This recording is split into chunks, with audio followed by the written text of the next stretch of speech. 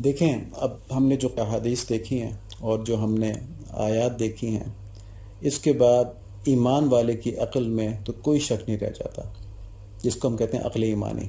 ٹھیک ہے، اس میں تو کوئی شک نہیں رہ جاتا کہ ہم نے کیا ڈائریکشن لینی ہے. یعنی ہم نے آخرت کا حریص ہونا ہے اور دنیا کو ضرورت کے درجے میں استعمال کرنا ہے. لیکن افسوس کی بات یہ کہ بات یہاں ختم نہیں ہوتی، ورنہ ہم سب آج سے بڑے جوش و ولولے کے ساتھ اللہ کا ولی بننے کی محنتیں شروع کر دیتے. دیکھ لیں گے نا، ابھی لیکچر ختم ہوگا، یہ سارا علم جو ہمیں ٹرانسفر ہوا ہے یہ پتہ چل گیا نا، اس کے بعد ہمارا عمل میں کیا چیز آئی ہے یہ پتہ چل جائے گا. اس کی وجہ کیا ہے، کیوں نہیں ہو پاتا؟ ہوتا یہ ہے کہ ابلیس کے حملے ہوتے ہیں ہم پر، اور جس کی وجہ سے کہ جو ہماری نفسانی عقل ہے، جس کا میلان، جس کی انکلینیشن دنیاوی لذتوں کی طرف ہے، وہ ایک انجانے خوف میں آ جاتی ہے کہ کہیں ایسا نہ ہو کہ ریلیجس ایٹیٹیوڈ کی وجہ سے جو دنیاوی راحتیں ہیں اس کو حاصل کرنے کی اپرچونٹیز ضائع نہ ہو جائیں. تو یہ تو اس کے اندر وہم پیدا ہوتا ہے. اور ہمارا مسئلہ کیا ہوتا ہے کہ ہم نفسانی عقل کے پیچھے چلتے ہیں، ایمانی عقل کے پیچھے نہیں چلتے، جبکہ ہم جانتے ہیں کہ ایمانی عقل کا فیصلہ جو ہے وہ وحی کے ذریعے ملی ہوئی گارنٹیز کی وجہ سے ہے، اور درست ہے، کیونکہ وحی کی گارنٹیز ہیں نا، اس رزق کے اوپر، آخرت کے اوپر، ان سب چیزوں کے اوپر وحی کی گارنٹیز ہیں. دیکھیں، جو نبی صلی اللہ علیہ وآلہ وسلم کی مرض الوفات کی تلقین ہے نا، اس کے اندر ایک وارننگ بھی ہے کہ دنیا تمہیں ہلاک کر دے گی، دنیا کے اندر رغبت تمہیں ہلاک کر دے گی، دنیا کے اندر ایک دوسرے سے مقابلہ کرنا تمہیں ہلاک کر دے گی. اس کا نبی صلی اللہ علیہ وآلہ وسلم کو خوف تھا، تو ہمیں کیوں نہیں یہ خوف جبکہ ہمارے نبی کو تھا؟ ٹھیک ہے، یہ اسی نفسانی عقل کی وجہ سے.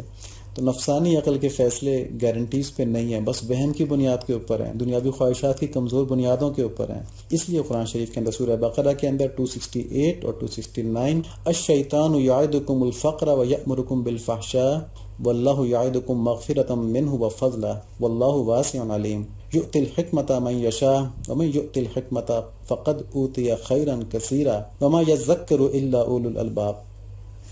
شیطان تمہیں فقیری سے دھمکاتا ہے اور بے حیائی کے کام کا حکم دیتا ہے. ٹھیک ہے، اب یہی بات ہو رہی تھی نا کہ شیطان ہم کو وسوسہ دیتا گیا دنیا چھوٹ جائے گی ساری، غریب ہو جاؤ گے، فقیر ہو جاؤ گے. اور اللہ تعالیٰ تم سے اپنی بخشش اور فضل کا وعدہ کرتا ہے. اللہ تعالیٰ کہتے ہیں تم استغفار پڑھو، میں تمہارے پر آسمان زمین کی نعمتیں کھول دوں گا. قرآن شریف کی آیت تھی نا، حدیث بھی تھی، ہم نے خود پڑھا استغفار کی، تو صرف استغفار پہ ہے. اگر باقی بھی نیک اعمال کر رہے ہیں تو پھر دیکھیں اللہ تعالیٰ کی رحمتوں کا کیا حال ہوگا. اللہ تعالیٰ وسعت والا اور علم والا ہے، وہ جسے چاہتا ہے حکمت اور دانائی دیتا ہے. اور جو شخص حکمت اور دانائی دیا جائے وہ بہت بھلائی دیا گیا، یعنی اس کو بہت ساری بھلائی دی گئی. اور نصیحت سے عقل مند حاصل کرتے ہیں. اللہ تعالیٰ ہم کو عقل مند بنا دیں. یہاں پہ عقل مند عقل ایمانی والے ہیں جو کہ وحی کے اوپر عمل کرتے ہیں، اور یہاں پہ اللہ تعالیٰ وحی کی خبر پر عمل کرنے والے کو حکمت اور دانائی فرما رہے ہیں.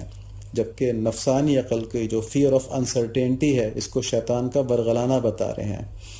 مطلب اس کی ایک مثال سے سمجھ لیں، بڑی عام سے مثال ہے. فرض کریں کسی کے والد صاحب بیمار ہیں، ان کی دواؤں پہ خرچہ ہو رہا ہے، ہر ہفتے 5-6 ہزار کی دوائیں آ رہی ہیں، وہ آدمی افورڈ بھی کر سکتا ہے. اس کو شیطان وسوسہ ڈالتا ہے کہ یار والد صاحب تو اپنی پینشن بھی ان کی آ رہی ہے، ان کے پاس بھی کچھ مال و متاع پڑا ہوا ہے، تو میرے تو بچے ہیں، میری تو اپنی ضروریات بھی ہیں. والد صاحب مجھے یہ کیوں نہیں کہتا کہ دواؤں کے پیسے تم لے لو، ان کا انتقال ہو جائے گا اور باقی ساری وراثت میں تقسیم ہو جائے گا، میرا اچھا خاصا خرچہ ہو جائے گا، پتہ نہیں کتنی لمبی بیماری چلتی ہے.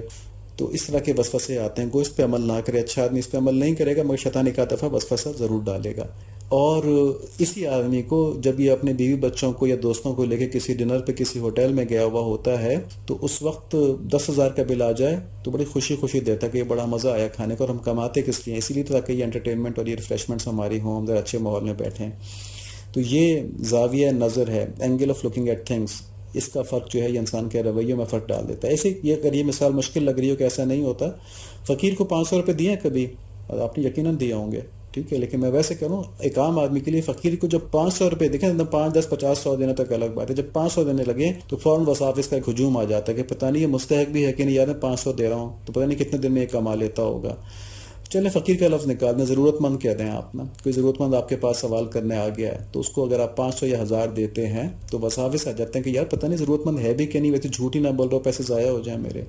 لیکن اگر شرٹ خریدنے جا رہے ہیں برانڈڈ اور شرٹ آ رہی ہے 7-8 ہزار کی یا 5-6 ہزار کی، تو ہم کماتے کس لیے ہیں؟ اسی تو اچھا پہنیں. یہ فرق ہے. اس شرٹ کو خریدنے میں آخرت تک کوئی ثواب نہیں ہے، لیکن کسی ضرورت مند کو یا کسی فقیر کو، چاہے وہ ضرورت مند نہ بھی ہو، لیکن اللہ تعالیٰ کی رضا کے نیت سے اس کو دینے سے آخرت میں اس کا ضرور ثواب مل جائے گا. تو اس کے لیے شیطان روک لیتا ہے. تو یہ عقل ایمانی اور عقل نفسانی ہے. اب کون عقل ایمانی کے پیچھے چلتا ہے، کون عقل نفسانی سے ہائی جیک ہو جاتا ہے، اس کا تعلق انسان کے قلب اور نفس کی حالت پر منحصر ہے، اور ان دونوں کی اصلاح صرف روحانی ڈاکٹر کے علاج کے ذریعے ہوتی ہے، یعنی شیخ کامل کے، اور یہ بات تجربے سے ثابت ہے۔ اگر کسی صاحب دل سے مضبوط تعلق نہ ہو، یعنی کوئی شیخ نہ ہو، کوئی روحانی ڈاکٹر نہ ہو، تو تجربہ کیا بتاتا ہے کہ آدمی چند دن تو ہمت کرتا ہے کہ چلو یار میں بھی آج سے بس شروع کرتا ہوں، میں بھی کلمے کا ورد کیا کروں گا ڈرائیونگ کرتے وقت، میں بھی باقی وقت گوسپس نہیں کیا کروں گا بلکہ تلاوت کر لیا کروں گا۔ چند دن ہمت کرتا ہے، مگر پھر سستی چڑھ جاتی ہے اور پھر واپس اپنی پچھلی ڈگر پر آ جاتا ہے۔ اس کی وجہ کیا؟ اس کی وجہ یہ ہے کہ ہمارے دو بڑے طاقتور دشمن ہیں، ایک شیطان اور ایک نفس۔ لیکن ان کی طاقت کب تک ہے؟ جب تک کہ ہم نے اپنے نفس کی اصلاح نہیں کی، جب تک کہ ہم نے اپنے قلب کو اللہ تعالیٰ کی محبت سے نہیں بھر لیا۔ جب یہ دو کام کر لیے تو پھر ان کی طاقت ختم ہو جاتی ہے۔ لیکن ان دو کاموں کو کرنے کے لیے ہمیں صحبت صالحین کی، ہمیں شیخ کی تعلیمات کی ضرورت ہے کہ اس کو پتہ ہے کہ کس طرح سے چیزیں اپنے اندر پیدا کرنی ہے، کس طرح سے نفس کی اور قلب کی اصلاح کرنی ہے۔ تو شیخ کی تعلیم جو ہوتی ہے یہ ان دو دشمن کے خلاف مضبوط قلعہ ہے۔ ورنہ کیا ہوتا ہے کہ انسان سب کچھ سنتا ہے، ساری باتیں مانتا بھی، ہم نے ساری آیتیں حدیثیں سن لی، ہم نے ساری باتیں مان لی، مگر عمل میں کتنا آتا ہے؟ عمل نہیں کر پاتا، عمل کرنے کو مستقبل پر ٹالتا رہتا ہے۔ اچھا شروع کر دیں گے، نہیں باتیں تو ساری ٹھیک ہیں، اچھا بس شروع کر دیں گے نا۔ اللہ تعالیٰ ہم سب کو اللہ تعالیٰ مجھے بھی سمجھ بھی نصیب فرمائے، عمل بھی نصیب فرمائے، قبولیت بھی نصیب فرمائے۔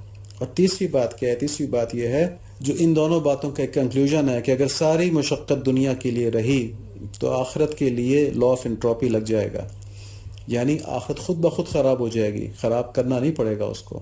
لا آف انٹروپی کیا ہے؟ کہ every natural process increases disorder in the universe. مطلب اس کی ڈیٹیلز الگ ہے، میں نے آسان لفظوں میں سمجھا دیا، جنہوں نے فیس پڑھی انہیں ڈیٹیلز بھی پتہ ہے اس کی۔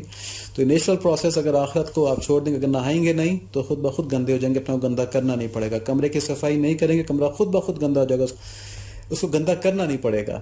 اسی طرح اگر آخرت کی فکر نہیں کریں گے، آخرت خود بخود خراب ہو جائے گی، اس کو خراب کرنا نہیں پڑے گا، وہ ہوتی جا رہی ہوگی۔ صرف ہمارا یہ کہ نماز دنیا میں ہو جائے، آخرت کی صفائی چھوڑنے آخرت خراب ہو جائے گی۔ تو ہم سوچیں کہ ہم کیسے طالب خدا ہونے کا دعویٰ کرتے ہیں جبکہ ہم بڑی بڑی گاڑیوں اور بڑے بڑے مکانات کے لیے تو جان دیا دیتے ہیں، مگر بڑی جنت کا خیال بھی دل سے نہیں گزرتا۔ یہ میں کیا ہو گیا ہے؟ ہمارے ایمان میں اور ہمارے عمل میں اتنا فرق کیوں ہے؟ اور ایک غلط فہمی اور بھی دور ہو جائے کہ دین پر چلنے سے دنیا کی ترقی سے آدمی محروم ہو جائے گا۔ یہ شیطان کا وسوسہ ہے نا، ٹھیک ہے۔ اب دیکھیں، سوچیں، صحابہ کرام رضوان اللہ علیہم جو تھے وہ زیادہ دنیا دار تھے یا ہم زیادہ دنیا دار ہیں؟ سوچیں اس بات پہ نا، کہ وہ زیادہ دنیا دار تھے یا ہم زیادہ دنیا دار ہیں؟ ہم زیادہ دنیا دار ہیں، ظاہر ہے۔ تو اللہ تعالیٰ نے دنیا پر حکومت صحابہ کرام کو دی یا ہماری حکومت قائم کی؟ بس اسی دھوکے سے نکلنا ہے، اسی دھوکے سے نکلنا۔ تعالیٰ جو شعر ایک ہے نا کہ تو جو راہ رو کھا رہا ہے ہر قدم پر ٹھوکریں، لنگ خود تجھ میں ہے ورنہ راستہ ہموار ہے۔ ہمارے اندر کمی ہے، دنیا کے اندر بھی ہم خوار ہو رہے ہیں نا، یہ ہمارے اندر کمی ہے۔ تو جو راہ رو کھا رہا ہے ہر قدم پر ٹھوکریں، لنگ خود تجھ میں ہے ورنہ راستہ ہموار ہے۔ بس پکڑ لو اللہ تعالیٰ کی رسی، چل پڑو اس راستے پہ، پھر دیکھو پھر کوئی چیز روکنے والی ہے؟ کچھ بھی نہیں۔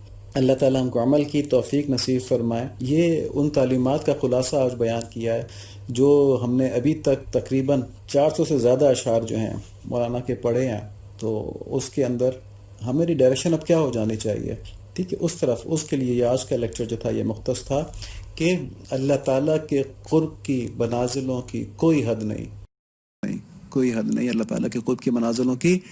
ہم اس کی طرف بڑھنے والے تو بنے، ہم تو رعایتی نمبروں کے قائل ہو کے بیٹھ گئے آخرت کے معاملے میں، اور دنیا کے معاملے میں ہم بھرتے ہی نہیں، جتنا مرضی کما لیں، بیرون ملک بھی بیٹھے ہوئے ہیں، اپنے لیے ہمارا اپنا خاندان بھی چھوڑے ہوئے ہیں، سب کچھ کیا ہوا ہے، مشقتیں برداشت کر رہے ہیں، سمجھ رہے ہیں کہ بڑی زندگی ہم نے کارآمد کر لی اپنی۔